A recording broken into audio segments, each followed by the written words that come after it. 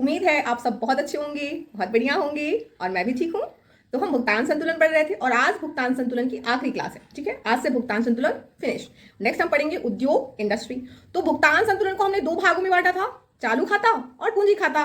Current account और capital account. चालू खाता हमने पढ़ लिया था, हम पढ़ रहे थे पूंजी खाता, कैपिटल अकाउंट। और पूंजी खाता को भी हमने तीन भागों में बांटा था, विदेशी निवेश, विदेशी ऋण और विदेशी परिसंपत्ति। तो हमने विदेशी निवेश पढ़ लिया था, आज हम समझते हैं विदेशी ऋण। ठीक है, विदेशी ऋण या विदेशी उधार। तो चलिए शुरू करते हैं आज की क्लास।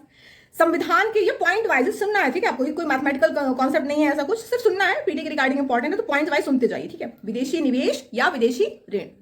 संविधान के आर्टिकल 292 292 में 292 के अनुसार केंद्र सरकार संसद की अनुमति से विदेशों से उधार ले सकती है। संविधान के आर्टिकल 292 के अनुसार 292 के अनुसार केंद्र सरकार संसद की अनुमति से विदेशों से ऋण ले सकती है। और यह जो लिया गया जो ऋण होगा वो सरकार कहां रखेगी? संचित निधि में रखेगी। संचित निधि में रखने का मतलब क्या हुआ? बिना संसद की अनुमति के इसे खर्च नहीं करेगी। तो आर्टिकल याद रखिएगा, आर्टिकल 292 केंद्र सरकार को अनुमति देता है कि वह विदेशों से ऋण ले सकती है, लेकिन संसद की अनुमति से। और यह ऋण किसमें रखेगी? वो संचित निधि में रखेगी, यानी बिना संसद की अनुमति से इसे खर्च नहीं किया जाएगा। दूसरा, आर्टिकल 293, आर्टिकल 293, सॉरी आर्टिकल 293, हाँ आर्टिकल 293, आर्टिकल 293 कहता है कि राज्य सरकार विदेशों से ऋण या उधार नहीं ले सकती। राज्य सरकार को विदेशों से ऋण या उधार लेने की अनुमति नहीं है। लेकिन 12वें वित्त आयोग की सिफारिश पर यह कहा गया कि राज्य केंद्र के संप्रभु अधिकार पर, यानी केंद्र की गारंटी पर, केंद्र के संप्रभु गारंटी पर विदेशों से उधार ले सकती है। आर्टिकल 293 कहता है, आर्टिकल 293 कहता है कि राज्य सरकार विदेशों से उधार या ऋण नहीं ले सकती, लेकिन 12वें वित्त आयोग की सिफारिश पर यह कहा गया कि राज्य केंद्र की संप्रभु गारंटी पर विदेशों से उधार ले सकती है। ठीक है, केंद्र की गारंटी पर उधार वो ले सकती है और जिसके ब्याज का भुगतान राज्य सरकार को ही करना होगा। ठीक है, ये दो पॉइंट हो गए। तीसरा, जो विदेशी उधार या विदेशी ऋण से संबंधित जो आंकड़े हैं वो तिमाही आधार पर कौन जारी करता है? आरबीआई द्वारा जारी किया जाता है। चौथा, अगर हम देखें कि अवधि के आधार पर जो बाह्य ऋण होता है वो कितने प्रकार का होता है। ठीक है, टाइम पीरियड के अकॉर्डिंग जो बाह्य ऋण है या विदेशी ऋण है वो कितने प्रकार का होता है? तो दो प्रकार का होता है, एक अल्पावधि और एक होता है दीर्घावधि। ठीक है, अल्पावधि ऋण जो होता है वो 1 वर्ष से कम के लिए होता है और दीर्घावधि जो उधार होता है, जो विदेशी उधार होता है वो 1 वर्ष से अधिक के लिए होता है। ठीक है, अगर हम दीर्घावधि उधार की बात करें, जैसे द्विपक्षीय उधार हो गया, जैसे द्विपक्षीय उधार मतलब जैसे ब्रिक्स देशों से लिया गया उधार। ठीक है, इसको बोलते हैं मल्टीलेटरल जो डेट होता है। ठीक है, तो मल्टीलेटरल डेट जैसे ब्रिक्स देशों से लिया गया उधार, ये द्विपक्षीय दीर्घकालिक उधार के उदाहरण है। दीर्घकालिक उधार मतलब जो 1 वर्ष से अधिक के लिए लिया जाता है। ठीक है, तो दीर्घकालिक उधार का उदाहरण जैसे ब्रिक्स देशों द्वारा लिया गया उधार हो गया या द्विपक्षीय उधार हो गया। ठीक है, तथा आईएमएफ से एसडीआर में लिया गया जो उधार हो गया। ठीक है, ये क्या है? दीर्घकालिक उधार है। जैसे बाह्य वाणिज्यिक उधारी दीर्घकालिक उधार के उदाहरण है। कौन कौन से उधार जो दीर्घकालिक होते हैं? ठीक है, ये पूछ लिए जाते हैं पीछे, इसलिए याद रखना है आपको। बहुपक्षीय उधार हो गया, द्विपक्षीय उधार हो गया। ठीक है, जैसे आईएमएफ से एसडीआर में लिया गया उधार हो गया, बाह्य वाणिज्यिक उधारी हो गया। ठीक है, ईसीबी एक्सटर्नल कॉमर्शियल बोरोइंग बाह्य वाणिज्यिक उधारी हो गया। एनआरआई जमाएं हो गई, ये भी क्या है? हमारी दीर्घकालिक उधार होती हैं। और रुपए के मूल्य में लिया गया ऋण। ठीक है, जैसे मसाला बॉन्ड में जारी जो होता है। ठीक है, रुपए के मूल्य में लिया गया ऋण जैसे मसाला बॉन्ड। ठीक है, ये सब क्या है? हमारी दीर्घकालिक जो ऋण है उसका उदाहरण है। अब अगर हम अल्पकालिक बाह्य ऋण की बात करें, दीर्घकालिक बाह्य ऋण का उदाहरण था। अब अगर अल्पकालिक बाह्य ऋण का अगर एग्जांपल अगर देखें तो जैसे कोष पत्र होता है। ठीक है, कोष पत्र में जो लिया गया ऋण होता है, या डेटेड सिक्योरिटी जो होता है, दिनांकित प्रतिभूति में जो लिया गया निवेश होता है, तथा कॉर्पोरेट प्रतिभूति में विदेशी कंपनी द्वारा जो निवेश किया जाता है, ये सब क्या है? हमारे अल्पकालिक विदेशी ऋण के उदाहरण है। ठीक है, पहला कौन सा? जैसे व्यापार उधारी हो गया। ठीक है, दूसरा कोष पत्र में लिया गया। ठीक है, जो उधारी हो गया, या फिर कॉर्पोरेट प्रतिभूति में जो विदेशी जो कंपनी द्वारा जो निवेश होता है। ठीक है, नेक्स्ट हम देखते हैं विदेशी ऋण जो होता है वो दो प्रकार का होता है। विदेशी ऋण दो प्रकार का होता है, एक सरकारी और एक गैर सरकारी। सरकारी का मतलब आप समझ गए, जो सरकार द्वारा लिया जा रहा है ऋण वो सरकारी ऋण हो गया। गैर सरकारी मतलब जो सरकार से इतर है। ठीक है, गैर सरकारी में क्या आएंगे? जैसे निजी कंपनी हो गई या फिर एनआरआई जो होते हैं उनके द्वारा लिया गया उधार।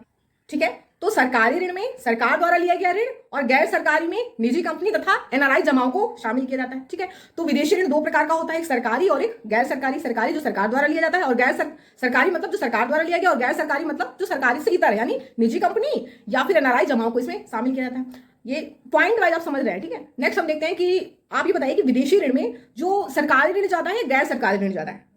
विदेशी ऋण में भारत में गैर सरकारी ऋण ज्यादा है। गैर सरकारी ऋण भारत में ज्यादा है। भारत का अगर हम देखें, जो भारत का जितना भी विदेशी ऋण है, उस कुल विदेशी ऋण का जो गैर सरकारी ऋण है वो ज्यादा होता है। गैर सरकारी ऋण लगभग अगर भारत में देखें तो 60% है। 60% भारत का गैर सरकारी ऋण है, यानी सरकार से इतर लिया गया जो ऋण, जो निजी कंपनियां ले रही हैं या जो एनआरआई जमाए हैं वो है, ठीक है। अगर इनमें भी अगर हम बात करें गैर सरकारी ऋण में भी कि कंपनियों द्वारा लिया गया जो उधार है वो ज्यादा है या एनआरआई जो है, तो जो कंपनियों द्वारा लिया गया उधार है वो कितना है, लगभग 47% के आसपास है, ठीक है। तथा जो एनआरआई जमाओं का हिस्सा कितना है, लगभग 24% है, ठीक है। जो कंपनियों द्वारा लिया गया जो उधार है उसका लगभग 47% लगभग है, 47% हम बता रहे हैं आपको। जो एनआरआई जमाओं का जो हिस्सा कितना, लगभग 24% है। नेक्स्ट हम देखते हैं कि क्या भारत का जो उधार लिया जाता है, जो विदेशी ऋण है, क्या वो सिर्फ डॉलर में लिया जाता है? नहीं, भारत का जितना भी विदेशी ऋण है वो डॉलर से इतर भी लिया जाता है, जैसे पौंड हो गया, यूरो हो गया, येन हो गया, रेनमिनबी हो गया, इत्यादि में भी जो विदेशी ऋण है वो है। तो सबसे ज्यादा ऋण किसमें है भारत का, जो बाह्य उधारी सबसे ज्यादा किसमें है? सबसे ज्यादा भारत की जो बाह्य उधारी है किसमें है? डॉलर में, और दूसरे नंबर पे रुपए। पहले नंबर पे डॉलर और दूसरे नंबर पे रुपए है, ठीक है। भारत की बाह्य वाणिज्यिक उधारी में सबसे ज्यादा जो लिया गया उधार है वो सबसे ज्यादा किसमें लिया गया है? डॉलर में, और दूसरे नंबर पे रुपए है, ठीक है। नेक्स्ट हम देखते हैं कि अगर भारत की बाह्य उधारी या बाह्य ऋण में अगर वृद्धि होती है तो इसके क्या कारण हो सकते हैं? भारत के यदि बाह्य उधारी या बाह्य ऋण में वृद्धि हो रही है तो इसके प्रमुख 3 कारण हो सकते हैं, याद रखिएगा। पहला, ईसीबी, एक्सटर्नल कॉमर्शियल बोरोइंग, बाह्य वाणिज्यिक उधार, पहला तो कारण यह हो सकता है जो निजी कंपनियों द्वारा लिया जा रहा है। दूसरा, एनआरआई जमाएं हो सकती हैं। अगर भारत के बाह्य वाणिज्यिक जो उधार है उसमें वृद्धि हो रही है तो उसके हम कारण बता रहे हैं। अगर भारत के बाह्य या विदेशी ऋण में वृद्धि हो रही है, भारत के विदेशी ऋण में वृद्धि हो रही है तो उसका पहला कारण ईसीबी, एक्सटर्नल कॉमर्शियल बोरोइंग, बाह्य वाणिज्यिक उधार। दूसरा क्या है? एनआरआई जमाएं। और तीसरा क्या है? मूल्यन प्रभाव। क्या है मूल्यन प्रभाव? इसको बोलते हैं वैल्यूएशन इफेक्ट। अब मूल्यन प्रभाव क्या है? मूल्यन प्रभाव का मतलब होता है कि जितना भी विदेशी ऋण है उस विदेशी ऋण में जितनी मुद्राएं शामिल हैं, विदेशी ऋण में जितनी मुद्राएं शामिल है, उन विदेशी मुद्राओं के मूल्य में वृद्धि हो जाना। सपोज आपने डॉलर में उधार लिया है, पाउंड में लिया है, यूरो में लिया है, येन में लिया है, रेनमिनबी में लिया है, ठीक है। अब इनका जो एक्सचेंज रेट है उनमें परिवर्तन हो जाना, उनके मूल्य में वृद्धि हो जाना। मतलब आपने जब उधार लिया तो $1 बराबर 50 रुपए था। अब जब आप दे रहे हैं तो $1 बराबर 60 हो रहे हैं, यानी तब $1 खरीदने के लिए आप 50 रुपए देते थे, अब $1 खरीदने के लिए आप 60 रुपए दे रहे हैं। तो क्या होता है? यही है मूल्यन प्रभाव। यानी जिन विदेशी मुद्राओं के मूल्य में उधार लिया गया था उनके मूल्य में वृद्धि हो जाना। जिन विदेशी मुद्राओं में उधार लिया गया था उन विदेशी मुद्राओं के मूल्य में वृद्धि होना, इसी को बोलते हैं मूल्यन प्रभाव। याद रखिएगा कि भारत की विदेशी ऋण में यदि वृद्धि हो रही है तो 3 कारक जिम्मेदार है। कभी भी घुमाए फिराए आप 3 कारक ही ध्यान रखेंगे, ईसीबी, एनआरआई जमाएं और मूल्यन प्रभाव, ठीक है। नेक्स्ट हम देखते हैं कि सरकार द्वारा जो लिया गया जो विदेशी उधार है, जो विदेशी ऋण है, अवधि के आधार पर 2 प्रकार का हमने जैसा कि बताया है। तो वैसे ही सरकार द्वारा जो लिया गया जो उधार है वो 2 प्रकार का होता है, अल्पावधिक और दीर्घावधि। तो भारत सरकार द्वारा जो लिया गया उधार है वो सर्वाधिक किसमें है? अल्पावधिक में लिया गया उधार है, दीर्घावधि में लिया गया उधार है। याद रखिएगा, भारत सरकार द्वारा जो लिया गया जितना भी उधार है वो सर्वाधिक जो उधार है, सर्वाधिक उधार की बात हम करें, 80 से 82% के लगभग जो विदेशी उधार है भारत का वो दीर्घावधिक है, ठीक है। लॉन्ग टाइम पीरियड यानी 1 वर्ष से अधिक का उधार है, ठीक है। जबकि जो अल्पावधिक उधार है वो लगभग 17 से 18% है, ठीक है। अब ये बताइए कि अल्पावधिक उधार अच्छा होता है या दीर्घावधिक उधार अच्छा होता है?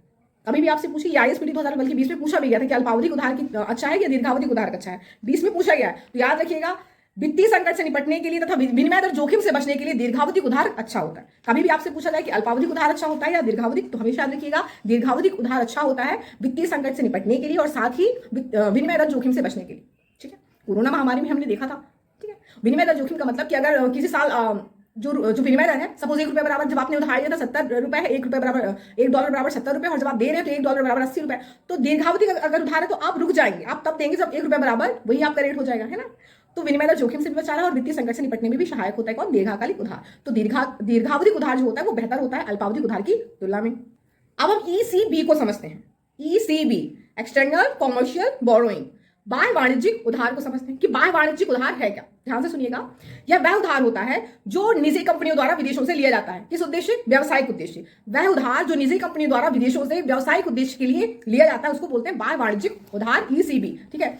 जब कोई निजी कंपनी अपने व्यवसायिक उद्देश्य से विदेशों से ऋण लेती है तो उसको बोलते हैं बाह्य वाणिज्यिक उधार, ईसीबी, एक्सटर्नल कॉमर्शियल बोरोइंग। इसकी जो ब्याज दर होती है वो अधिक होती है। ब्याज दर अधिक क्यों होती है? क्योंकि व्यावसायिक उद्देश्य से लिया जाता है, इसलिए इसकी ब्याज दर क्या होती है? अधिक होती है। भारत में भी अगर आप देखें तो आप देखें होम लोन, कार लोन में जो ब्याज दर होता है वो कम होता है, लेकिन अगर आप बिजनेस के लिए लेते हैं तो बिजनेस का जो ब्याज दर होता है वो अधिक होता है, ठीक है। तो जो ईसीबी है उसकी ब्याज दर अधिक होती है, क्योंकि यह व्यावसायिक उद्देश्य के लिए लिया जाता है।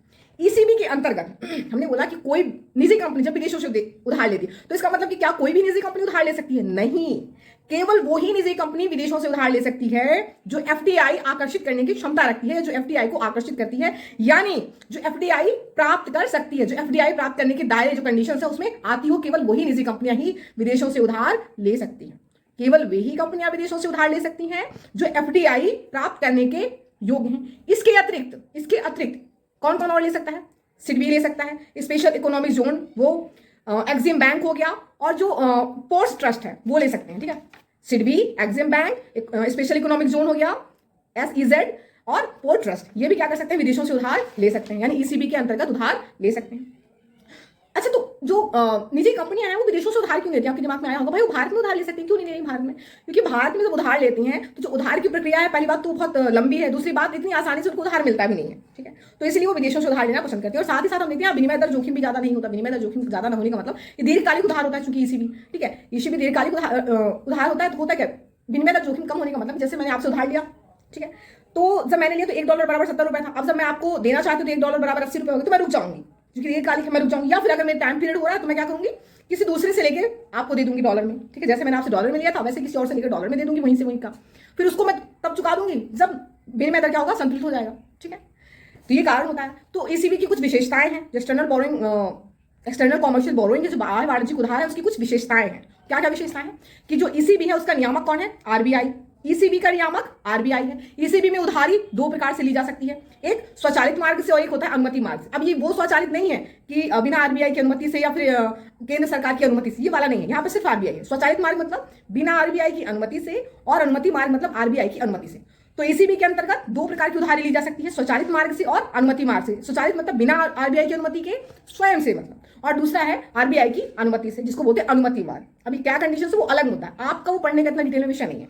तो ईसीबी का नियामक आरबीआई है। ईसीबी के अंतर्गत दो प्रकार से उधारी ली जा सकती है, अनुमति ली जा सकती है स्वचालित मार्ग से और अनुमति मार्ग से। नेक्स्ट हम देखते हैं कि ईसीबी कैसा उधार है? दीर्घकालिक विदेशी उधार है। इसकी विशेषताएं हम आपको बता रहे हैं। नेक्स्ट हम देखते हैं जो ईसीबी है उसकी परिपक्वता अवधि कितनी है? 3 वर्ष है, यानी 3 वर्ष से अधिक का हो सकता है, 3 वर्ष से कम का नहीं होगा। ठीक है, तो इसको जो मेच्योरिटी पीरियड है, जो ईसीबी है, बाह्य वाणिज्यिक उधार की जो मेच्योरिटी पीरियड है वो कितना है? 3 वर्ष है। साथ ही साथ हम देखते हैं कि ईसीबी के अंतर्गत पहले क्या होता था, कोई भी विदेशी कंपनी, कोई भी देश की कंपनी जो विदेशों से उधार लेती थी वो लगभग 750 मिलियन के लगभग उधार ले सकती थी। ठीक है, लेकिन बाद में इसको जो दर है, जो रेट है, उसको दोगुना कर दिया गया, यानी 1.5 बिलियन कर दिया गया।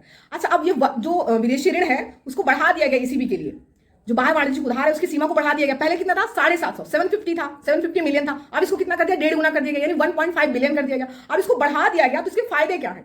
विदेशी जो ईसीबी जो विदेशी ऋण ले रहा है, अब इसके फायदे क्या है? इसके फायदे जैसे देखते हैं कि डॉलर का अंतर प्रवाह होगा, जितना उधार लेंगे तो डॉलर का अंतर प्रवाह होगा। डॉलर का अंतर प्रवाह होगा यानी रुपए का जो मूल ह्रास होता था उसमें कमी आएगी। ठीक है, रुपए के मूल ह्रास में भी क्या आएगी? कमी आएगी। साथ में हम देखते हैं चालू खाता घाटा भी हमारा क्या होगा? कम होगा। और साथ में साथ क्या देखते हैं कि हमारा जो फॉरेक्स है वो क्या होगा? बढ़ेगा। ठीक है, तो ये ईसीबी जो दर है उसको जो बढ़ाया गया था, जो लिमिट थी 750 से 1.5 गुना किया गया था, उसकी विशेषताएं। अब हम देखते हैं कि ईसीबी का लाभ क्या है, जो बाह्य वाणिज्यिक उधार है इसका वास्तव में लाभ क्या है निजी कंपनियों को। तो हम देखते हैं कि निजी कंपनी के लिए क्या होता है, निजी कंपनियां अपने लिए पूंजी जुटा सकती हैं आसानी से। बाह्य वाणिज्यिक उधार के द्वारा निजी कंपनियां अपने लिए आसानी से पूंजी जुटा सकती हैं, यानी पूंजी की कमी को दूर करता है। निजी कंपनियों के लिए पूंजी की कमी को दूर करता है बाह्य वाणिज्यिक उधार, ये इसके लाभ है। ठीक है, दूसरा हम देखते हैं कि निजी कंपनियां अगर जितना ज्यादा उनके पास धन होगा, ऋण होगा, तो परियोजनाओं में क्या करेंगी? निवेश करेंगी। ठीक है, तो परियोजनाओं का भी विकास होगा। नेक्स्ट हम देखते हैं कि विनिमय दर जोखिम को भी क्या करता है? कम करता है। कैसे कम करता है? हमने आपको बताया था अभी।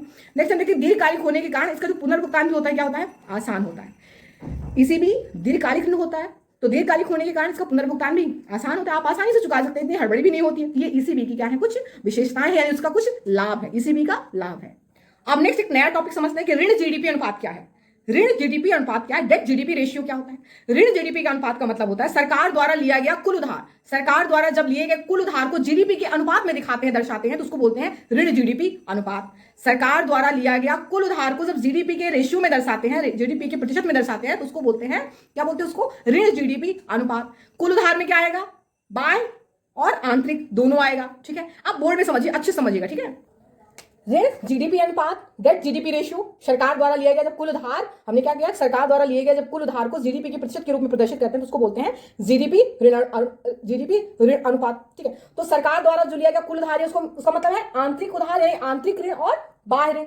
आंतरिक ऋण में कौन कौन सा ऋण? जैसे आंतरिक ऋण में केंद्र और राज्य सरकार की सभी उधारी शामिल होती है। ठीक है, यानी जो घरेलू बाजार से लिया जाता है, केंद्र और राज्य सरकार की सभी उधारी जो घरेलू बाजार से लिया जाता है, देश के अंदर से लिया जाता है। जैसे आप एग्जांपल ले लीजिए, जैसे कोष पत्र हो गया, दिनांकित प्रतिभूति द्वारा हो गया, या एसडीएल जो होता है ना, स्टेट डेवलपमेंट जो लोन होता है। ठीक है, ये सभी क्या है? हमारे आंतरिक ऋण में आते हैं। और आंतरिक ऋण हमेशा किसमें होगा? रुपए में होगा। किसमें होगा? रुपए में होगा, याद रखिएगा। ठीक है, अब सरकार द्वारा जो विदेशों से ऋण लिया जाता है उसको क्या बोलते हैं? बाह्य ऋण बोलते हैं, जो किसमें हो सकता है? जो रुपए में भी हो सकता है और अन्य विदेशी मुद्रा में भी हो सकता है, जैसे यूरो हो गया, पौंड हो गया, येन हो गया, रेनमिन भी हो गया। ठीक है, तो इस प्रकार जीडीपी ऋण अनुपात क्या होगा, जीडीपी ऋण अनुपात या ऋण जीडीपी अनुपात बोला जाए, ऋण जीडीपी अनुपात कर लीजिए या जीडीपी ऋण अनुपात एक ही चीज है, ठीक है। तो इस प्रकार ऋण जीडीपी अनुपात बराबर क्या होगा, सार्वजनिक ऋण बटे कुल जीडीपी गुणे 100। अगर किसी चीज को प्रतिशत में बदलना है तो उसमें क्या करते हैं हम 100 का गुणा कर देते हैं, ठीक है। सार्वजनिक ऋण वही सार्वजनिक ऋण यानी सरकार का जो कुल उधारी है उसी को बोला जाता है सार्वजनिक ऋण, ठीक है। तो ऋण जीडीपी अनुपात बराबर क्या होगा हमारा, सार्वजनिक ऋण बटे कुल जीडीपी गुणे 100, ठीक है। तो वर्तमान में अगर हम देखें कि ऋण जीडीपी जो है वो लगभग कितना है हमारा, अभी जो वर्तमान में है जो 24-25 का जो वित्तीय वर्ष चल रहा है इसमें 57.6 है, ठीक है। जबकि ये 2000 अगर हम 20 में देखें तो 2020 में 89.85% था, ठीक है। अगर हम 23-24 के वित्तीय वर्ष में देखें तो ये लगभग 81% था, ठीक है। और अगर 25-26 की अगर हम बात करें तो 25-26 में इसका अनुमान है कि ये 57 से 56 हो जाएगा 25-26 में, ठीक है, 56% हो जाएगा। साथ में अगर सरकार का जो लक्ष्य अगर हम देखें तो 2030 में सरकार का लक्ष्य है इसको 50% करने का, जीडीपी जो ऋण अनुपात इसको 50% करने का। तो जीडीपी ऋण अनुपात अगर ज्यादा है तो अर्थव्यवस्था के लिए अच्छा नहीं है, अर्थव्यवस्था के लिए क्या है, नुकसानदायक होता है। क्यों, क्योंकि अर्थव्यवस्था को ऋण जाल में फंसा सकता है, किसमें, ऋण जाल में फंसा सकता है। जीडीपी ऋण अनुपात अगर ज्यादा है तो अर्थव्यवस्था को ऋण जाल में फंसा सकता है। क्यों, क्योंकि देखिए सार्वजनिक ऋण बटे कुल जीडीपी ये हो रहा है। तो इसका मतलब क्या है, अगर ये ज्यादा हो रहा है, अगर 100% आ रहा है, 100% का मतलब 1 अगर आ रहा है तो 1 का मतलब क्या होता है 100%। आप एक को क्या लिख सकते हो, 100/100 लिख सकते हो ना एक को, वही 100%। तो अगर 100% अगर हो जा रहा है तो बहुत नुकसानदायक है। और एनके सिंह समिति, आपने जब एफआरबीएम पढ़ा था तो एफआरबीएम में आपने पढ़ा था एनके सिंह समिति के बारे में। तो एनके सिंह समिति के अनुसार भारत का ऋण जीडीपी अनुपात 60% से अधिक नहीं होना चाहिए। किससे अधिक होना चाहिए, 60% से अधिक नहीं होना चाहिए। किसने कहा था, एनके सिंह समिति के अनुसार ये कहा गया था, ठीक है। तो अगर ऋण जीडीपी अनुपात अगर ज्यादा है तो अर्थव्यवस्था के लिए नुकसानदायक होता है। क्यों, क्योंकि अर्थव्यवस्था इससे ऋण जाल में फंस सकती है, ऋण जाल की स्थिति उत्पन्न हो सकती है। इसका मतलब आपका जो कुल उधार था यानी आपका जो कुल ऋण है वो आपके जीडीपी के बराबर है, तो इसलिए ये नुकसानदायक होता है। अगर आपसे पूछा जाए कि 23-24 में वित्तीय वर्ष जो 23-24 था उस वक्त जीडीपी ऋण अनुपात बहुत ज्यादा था, ऋण जीडीपी अनुपात बहुत ज्यादा था, लगभग 80% के लगभग था, 81% के लगभग था। तो अगर आपसे कारण पूछ जाए कि जीडीपी अनुपात के अधिक होने का, ऋण जीडीपी अनुपात के अधिक होने का क्या कारण है, तो आप क्या कारण बताएंगे। पहला, कोरोना महामारी, वो यूनिवर्सल है, ठीक है, कोरोना महामारी। दूसरा आप क्या बताएंगे कि जो रूस यूक्रेन जो युद्ध है, रूस यूक्रेन युद्ध होने के कारण जो कच्चे तेल के मूल्य में क्या हुई, तेजी से वृद्धि हुई है। नेक्स्ट हम देखते हैं मुद्रास्फीति। भाई मुद्रास्फीति अधिक होगी तो क्या होगा, आयात बढ़ेगा, आयात बढ़ने का मतलब क्या होगा, हमें उधारी लेनी पड़ेगी, तो हमारा ऑलरेडी और ऋण बढ़ जाएगा, उधारी बढ़ जाएगी, ठीक है। तो ये जीडीपी अगर कभी पूछा जाए ऋण जीडीपी अनुपात के अधिक होने का कारण क्या है वित्तीय वर्ष 23-24 में, हालांकि अब तो कम हो गया है। तो यहां से ये वाला खत्म होता है टॉपिक। अब नेक्स्ट हम देखते हैं रुपए की परिवर्तनीयता, ठीक है, कन्वर्टिबिलिटी ऑफ रुपीज। रुपए की परिवर्तनीयता का क्या मतलब है, इससे आईएसपीटी 2015 में सीधे पूछा गया था कि रुपए की परिवर्तनीयता से क्या मतलब है, ठीक है। तो रुपए की परिवर्तनीयता से क्या मतलब है, रुपए की परिवर्तनीयता यानी कन्वर्टिबिलिटी का अर्थ है कि रुपए का बाजार में प्रचलित विनिमय दर में अन्य मुद्रा में तथा अन्य मुद्रा का रुपए में आसानी से परिवर्तित होना ही रुपए की परिवर्तनीयता होती है। यानी प्रचलित बाजार विनिमय दर में रुपए का अन्य मुद्रा में तथा अन्य मुद्रा का रुपए में आसानी से परिवर्तित होना रुपए की परिवर्तनीयता कहलाती है। बात समझ में आई। प्रचलित बाजार विनिमय दर में रुपए का अन्य मुद्रा में तथा अन्य मुद्रा का रुपए में आसानी से परिवर्तित होना रुपए की परिवर्तनीयता कहलाती है। अब रुपए की पूर्ण परिवर्तनीयता क्या है, यानी रुपए की पूर्ण परिवर्तनीयता का क्या मतलब है। पूर्ण परिवर्तनीयता का मतलब होता है कि रुपए का चालू खाता और पूंजी खाता दोनों के संबंध में पूर्ण परिवर्तनीय होना। सॉरी, चालू खाता में हम जानते हैं दृश्य और अदृश्य मद होते हैं। तो याद रखिएगा कि भारत में जो रुपए है वो आंशिक रूप से परिवर्तनीय है। आंशिक रूप से परिवर्तनीय क्यों है, क्योंकि भारत का जो रुपए है वो चालू खाता के संबंध में तो परिवर्तनीय है, चालू खाता के संबंध में परिवर्तनीय यानी वस्तु और सेवा के संदर्भ में परिवर्तनीय है पूर्ण रूप से। लेकिन जो निवेश है, विदेशी ऋण है, विदेशी परिसंपत्ति है, इस संबंध में भारत का जो रुपए है, जो मुद्रा है, जो रुपए है, वो परिवर्तनीय नहीं है पूर्ण रूप से, इसीलिए रुपए आंशिक रूप से परिवर्तनीय है, ठीक है। तो रुपए की पूर्ण परिवर्तनीयता अगर पूछा जाए कि रुपए की पूर्ण परिवर्तनीयता का क्या मतलब है, तो रुपए की पूर्ण परिवर्तनीयता का मतलब है कि चालू खाता के संबंध में और पूंजी खाता के संबंध में, दोनों के संबंध में रुपए का पूर्ण परिवर्तनीय होना। रुपए का पूर्ण परिवर्तनीय होने का मतलब रुपए का आसानी से अन्य मुद्रा में बदलना तथा अन्य मुद्रा का आसानी से रुपए में परिवर्तित होना, यह होता है रुपए की पूर्ण परिवर्तनीयता, ठीक है। तो भारत में जो रुपए है, जो भारत की जो मुद्रा जो रुपए है, वो चालू खाते के संबंध में तो परिवर्तनीय है पूर्ण रूप से, लेकिन पूंजी खाता के संबंध में परिवर्तनीय नहीं है। और चालू खाता में भी कुछ प्रतिबंध है, और वो प्रतिबंध क्या है याद रखिएगा, ठीक है। वर्तमान में चालू खाते में निम्नलिखित प्रतिबंध हैं, जो हमने अभी क्या बोला कि चालू खाते के संबंध में परिवर्तनीय है, लेकिन पूंजी खाते के संबंध में परिवर्तनीय नहीं है। लेकिन चालू खाते के संबंध में भी कुछ प्रतिबंध है, और वो प्रतिबंध आप याद रखिएगा। पहला, विदेशी पर्यटन में अधिकतम $10,000 यानी 10,000 से कम का अगर आप कर रहे हैं विदेश में पर्यटन तो आपको जरूरत नहीं है, लेकिन अगर 10,000 से अधिक का कर रहे हैं तो आपको कन्वर्टिबिलिटी होनी चाहिए, यानी इससे अधिक में प्रतिबंध है, ठीक है। दूसरा पहला हमने क्या बोला, विदेशी पर्यटन में अधिकतम $10,000। ये क्या हम बता रहे हैं, वर्तमान में चालू खाते के संबंध में जो प्रतिबंध है वो बता रहे हैं। दूसरा, विदेश में शिक्षा चिकित्सा के लिए अधिकतम $1,00,000। ठीक है। तीसरा, देश में अर्जित लॉटरी या सट्टे या किसी भी प्रतियोगिता में अर्जित धन को बाहर ले जाने की भी अनुमति नहीं होती है। ठीक है।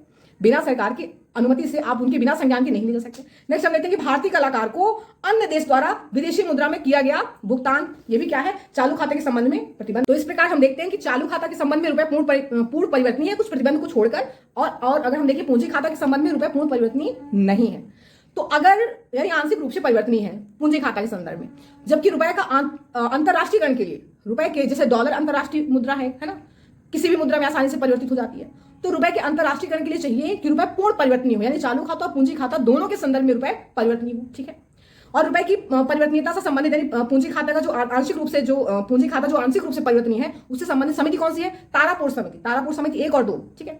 जिसमें आंशिक रूप से तारापुर समिति में आंशिक रूप से इसको परिवर्तनीय बनाया गया था 1997 में, और चालू खाता के संबंध में 1994 में इसको बना दिया गया था। ठीक है, 1994 में। अब पूर्ण परिवर्तनीयता का लाभ क्या है, अगर रुपए पूर्ण परिवर्तनीय हो जाए, यानी अंतरराष्ट्रीय रुपए का अंतरराष्ट्रीयकरण हो जाए, तो इसका क्या लाभ होगा। पहला, यह विदेशी निवेश में वृद्धि करेगा, जितना विदेशी निवेश है उसमें वृद्धि कर देगा भारत में। फॉरेक्स, विदेशी निवेश का बढ़ने का मतलब हमारा फॉरेक्स में वृद्धि होगा, विदेशों में जो देश है उसमें उत्पादन होगा और रोजगार होगा। फॉरेक्स बढ़ेगा, विदेशी निवेश बढ़ेगा, तो विदेशी निवेश बढ़ेगा तो क्या होगा, हमारा उत्पादन बढ़ेगा, हमारा रोजगार बढ़ेगा, हमारा जीडीपी बढ़ेगा, और साथ ही साथ हमारा जो निर्यात है उसमें भी क्या होगी, वृद्धि होगी। तो रुपए की पूर्ण परिवर्तनीयता का क्या होता है, लाभ होता है। अब ऐसा नहीं कि कुछ लाभ ही है, इससे कुछ चुनौतियां भी हैं। चुनौती जैसे विदेशी मुद्रा के तीव्र पलायन को बढ़ावा देगा, जो विदेशी मुद्रा है उसके तीव्र पलायन को बढ़ावा देगा, ये चुनौती है रुपए की पूर्ण परिवर्तनीयता से। ठीक है। नेक्स्ट हम देखते हैं कंटीजियन प्रभाव को बढ़ावा देगा। कंटीजियन इफेक्ट क्या होता है कि जैसे एक चीज प्रभावित होती है उससे दूसरी चीज प्रभावित होती है। इसका मतलब होता है कि अगर कोई अर्थव्यवस्था प्रभावित हो रही है किसी चीज से, किसी स्थिति से गुजर रही है, तो दूसरी अर्थव्यवस्था को भी क्या करती है, प्रभावित करती है, और पूरी तरह प्रभावित करती है। तो इसको बोलते हैं कंटेजियन इफेक्ट। क्या बोलते हैं, कंटेजियन इफेक्ट। कंटेजियन इफेक्ट, हालांकि इसे स्पिल ओवर इफेक्ट भी कहते हैं, लेकिन स्पिल ओवर इफेक्ट और कंटेजियन इफेक्ट दोनों में अंतर होता है। स्पिल ओवर इफेक्ट का मतलब होता है कि थोड़ा बहुत प्रभाव पड़ना, थोड़ा बहुत इफेक्ट पड़ना। जैसे समझिए कोई बीमारी है और उस बीमारी वो छुआछूत वाली बीमारी है। ठीक है। तो एक ऐसी बीमारी जो छुआछूत से दोनों बीमारी हो रही है, लेकिन एक ऐसी बीमारी जो थोड़ा बहुत छूने से उसके थोड़े बहुत लक्षण आ जाते हैं, और एक ऐसी बीमारी जो छूने से पूरी की पूरी वही बीमारी हो जा रही है। जब पूरी की पूरी वही बीमारी हो जाए तो वो क्या है, कंटेजियन इफेक्ट। और अगर थोड़ा बहुत लक्षण आ जा रहे हैं तो उसको बोलते हैं स्पिल ओवर नाइट। ठीक है, सॉरी स्पिल ओवर इफेक्ट बोलते हैं। ठीक है। तो ये दूसरी चुनौती है कि कंटेजियन इफेक्ट भी हमारा क्या होगा, बढ़ जाएगा। हम देख रहे हैं कि अगर हमारा रुपए पूर्ण परिवर्तनीय हो जाए तो कितना लाभ होगा, तो सरकार को इसके लिए प्रयास करना चाहिए। तो सरकार इसके लिए प्रयास कर रही है, यानी सरकार द्वारा वर्तमान में पूंजी खाते के पूर्ण परिवर्तनीय बनाने के लिए या पूर्ण परिवर्तनीयता को बढ़ावा देने के लिए जो कुछ प्रयास है वो आप समझिए। पहला, एफडीआई नियमों का सरलीकरण। जो फॉरेन डायरेक्ट इन्वेस्टमेंट है उसको सरल किया जा रहा है, यानी अधिकांश एफडीआई स्वचालित मार्ग से आ रहे हैं, ताकि रुपए हमारा क्या हो, चालू खाते के संदर्भ में क्या हो, परिवर्तनीय हो। नेक्स्ट हम देखते हैं कि अधिकांश देशों के साथ व्यापार में रुपए को प्रोत्साहन दिया जा रहा है, विशेषकर संपत्ति के लेन देन में। ठीक है। अधिकांश देशों के साथ जो लेन देन हो रहा है, व्यापार हो रहा है, उसमें रुपए को बढ़ावा दिया जा रहा है। ठीक है। रुपए में व्यापार को बढ़ावा दिया जा रहा है। हम देख रहे हैं जो यूएई है उसने रुपए में अभी कच्चा तेल भी दिया है। ठीक है। नेक्स्ट हम देखते हैं जो एलआरएस स्कीम है के अंतर्गत अधिकतम $2.5 लाख विदेशों में प्रेषण की अनुमति है। एलआरएस मतलब लिबरलाइज्ड रेमिटेंस स्कीम के अंतर्गत विदेशों में $2.5 लाख विदेशों में क्या है, प्रेषण की अनुमति है। नेक्स्ट हम देखते हैं मसाला बॉन्ड को प्रोत्साहन। मसाला बॉन्ड हम क्या है, रुपए में जो उधारी होता है उसको मसाला बॉन्ड बोलते हैं। मसाला बॉन्ड में रुपए में तो उधारी जुटाई जाती है। ठीक है। तो मसाला बॉन्ड को बढ़ावा देता है, प्रोत्साहन करता है, सरकार प्रोत्साहन दे रही है। नेक्स्ट हम देखते हैं फॉरेक्स में वृद्धि। ये भी क्या होगा, हमारे रुपए चालू खाता के संदर्भ में रुपए की पूर्ण परिवर्तनीयता को बढ़ावा देगा। तो ये हमारा था चालू खाता, यहां से कंप्लीट होता है। थोड़ा सा एक दो वर्ड्स हैं, एक दो पॉइंट्स हैं, उनको थोड़ा समझ लीजिए और क्लास आपकी आज खत्म होती है। तो कभी आपसे पूछ लिया जाए कि भुगतान संतुलन, बैलेंस ऑफ पेमेंट की साम्यावस्था क्या है, भुगतान संतुलन की साम्यावस्था क्या, तो भुगतान संतुलन की साम्यावस्था का मतलब होता है जब अनुमानित हम बता रहे हैं, जब भुगतान संतुलन की साम्यावस्था का मतलब होता है वह स्थिति जहां पे अनुमानित जो लेन देन होता है, यानी जो कुल प्राप्ति होता है और कुल भुगतान होता है, ठीक है, वो शून्य हो। भुगतान संतुलन की साम्यावस्था वह अनुमानित स्थिति होती है जहां कुल प्राप्ति और कुल भुगतान शून्य हो, अनुमानित शून्य हो। ठीक है, इसको बोलते हैं भुगतान संतुलन की साम्यावस्था। और इसमें भुगतान संतुलन की साम्यावस्था में फॉरेक्स स्थिर होता है। फॉरेक्स क्या होता है, स्थिर होता है, जबकि फॉरेक्स के बजाय आईएमएफ से उधारी लिया जाता है, आईएमएफ से उधारी का प्रयोग किया जाता है। ठीक है, तो याद रखिएगा ये चीज। नेक्स्ट हम देखते हैं दूसरा पॉइंट कि भुगतान संतुलन में स्वायत्त आर्थिक लेन देन और समायोजित आर्थिक लेन देन क्या होता है। ऑटोनॉमस और एकोमोडेटिंग, स्वायत्त लेन देन और समायोजित आर्थिक लेन देन क्या होता है। स्वायत्त आर्थिक लेन देन और समायोजित आर्थिक लेन देन क्या होता है। स्वायत्त आर्थिक लेन देन का मतलब होता है कि जब जो भुगतान संतुलन होने की आशंका होती है, भुगतान संतुलन के असंतुलित होने की जब संभावना होती है, जब भुगतान संतुलन के असंतुलित होने की संभावना हो तो उसको बोलते हैं स्वायत्त आर्थिक लेन देन। ठीक है, और जब भुगतान संतुलन हो जाए असंतुलित तो उसको बोलते हैं क्या, समायोजित आर्थिक लेन देन। ठीक है, तो भुगतान संतुलन के जब असंतुलित होने की जो संभावना होती है, ठीक है, उसको क्या बोलते हैं? स्वायत्त आर्थिक लेन देन। इसी को हम बोलते हैं बिलो द लाइन। क्या बोलते हैं? बिलो द लाइन, यानी स्वायत्त रेखा से नीचे, और एक है समायोजित रेखा से ऊपर, यानी एबव द लाइन। ठीक है, जब भुगतान संतुलन हमारा असंतुलित हो जाए तो उसको बोलते हैं एबव द लाइन, यानी ऐसे समझिए कि ये आपका भुगतान संतुलन है। ठीक है, अब अगर भुगतान संतुलन, ये एक लाइन है, ठीक है, भुगतान संतुलन के असंतुलित होने की संभावना है, इसका मतलब ये क्या है? आपका स्वायत्त आर्थिक लेन देन, यहां से आप पूरा कर लेंगे, संभावना है। अगर हो जाए तो इसका मतलब यहां आएंगे आप, यहां से पूरा करेंगे। ठीक है, तो इसको बोलते हैं बिलो द लाइन। एक लाइन है जिसके नीचे है आपका स्वायत्त आर्थिक लेन देन, और अगर ऊपर है तो क्या है? आपका समायोजित आर्थिक लेन देन। ठीक है, बस यही है, इतना समझना था आपको। तो खत्म होता है आपका भुगतान संतुलन। नेक्स्ट हम इंडस्ट्री पढ़ेंगे, उद्योग पढ़ेंगे। चलिए मिलते हैं अगली क्लास में। अपना ख्याल रखिएगा, हंसते रहिए, मुस्कुराते रहिए। जय हिंद, जय भारत।